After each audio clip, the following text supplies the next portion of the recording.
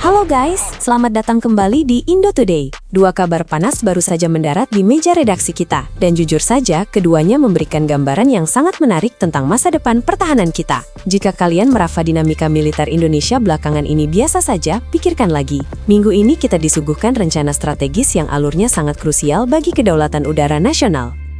Kabar pertama datang dari negeri pizza, Italia. Ada rumor kencang yang menyebutkan bahwa Indonesia berencana memborong jet latih tempur lanjut dari sana. Tidak tanggung-tanggung, jumlah yang disebut mencapai 2 lusin atau 24 unit. Pertanyaannya, untuk apa kita membutuhkan pesawat latih sebanyak itu di saat kita sudah memiliki T-50I Golden Eagle? Apakah ini bagian dari strategi besar atau ada pergeseran peran di skuadron kita? Kabar kedua sedikit memberikan tantangan bagi optimisme kita. Kita semua tahu, unit pertama Rafale telah mendarat dengan gagah di Jakarta. Namun di balik kegagahan itu, muncul analisis dari para pengamat bahwa armada ini mungkin belum hadir dalam kondisi siap tempur sepenuhnya. Ada indikasi bahwa pembelian 42 unit Rafale ini belum disertai paket lengkap persenjataan udara ke udara jarak jauh. Bagaimana cerita lengkapnya? Mari kita kupas satu persatu secara tajam dan mendalam. Namun sebelum kita lanjut, pastikan kalian sudah menekan tombol subscribe dan aktifkan lonceng notifikasinya agar tidak ketinggalan analisis terbaru dari Indo Today.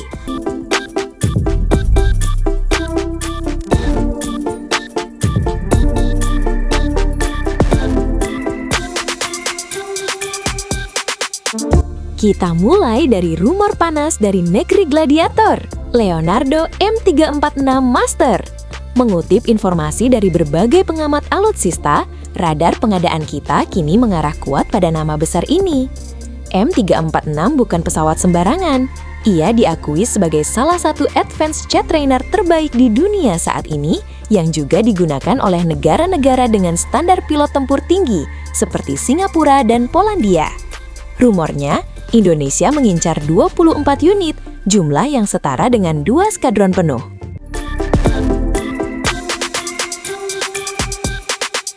Ada detail menarik di sini. M346 memiliki varian latih murni dan varian fighter attack yang bisa membawa senjata berat. Namun, rumor terbaru menyebutkan Indonesia justru lebih condong pada varian standar untuk pelatihan. Strategi ini sebenarnya sangat cerdas. Dengan adanya M346, tugas mencetak pilot tempur masa depan akan terfokus sepenuhnya pada pesawat Italia ini. Sementara itu, armada T-50I Golden Eagle yang sudah kita miliki, kabarnya akan ditingkatkan perannya menjadi pesawat tempur ringan murni untuk menjaga perbatasan. Jika rencana ini terrealisasi, Indonesia akan memiliki ekosistem pelatihan dan tempur ringan yang sangat rapi dan efektif.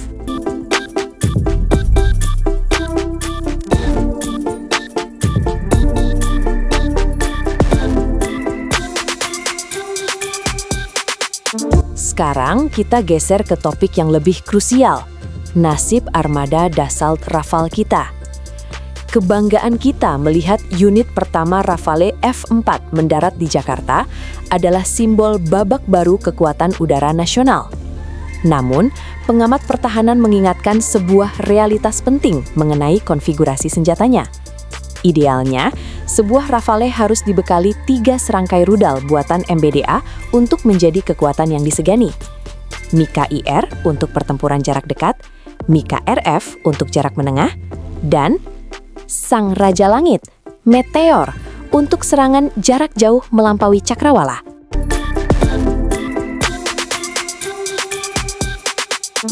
Tanpa dukungan rudal Meteor dalam jumlah yang memadai, keunggulan teknologi radar AESA pada Rafale tidak akan bisa dimanfaatkan secara maksimal.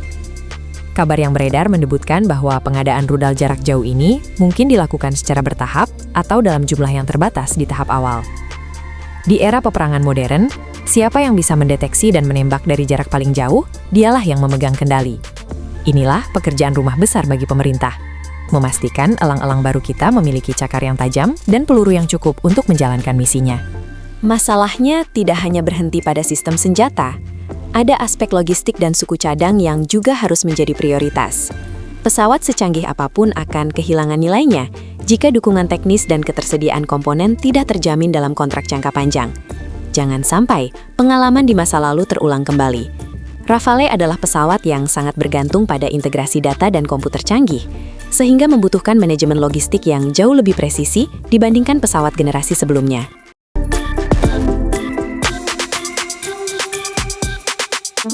Transisi pilot TNI AU menuju teknologi Prancis ini membutuhkan jam terbang yang tinggi dan pelatihan taktik modern yang sangat intensif.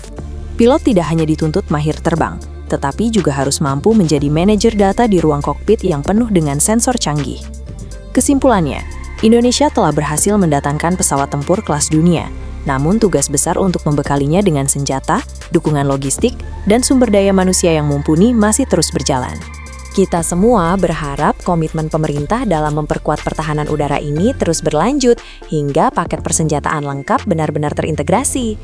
Nah, itu dia bedah tuntas kita hari ini, guys. Sekarang giliran kalian yang memberikan pendapat. Menurut kalian, mana yang lebih mendesak untuk diprioritaskan tahun ini?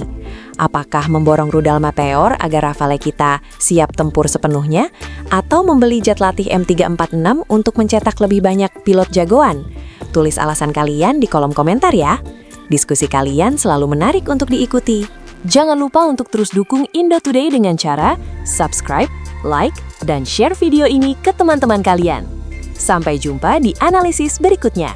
Salam kedaulatan!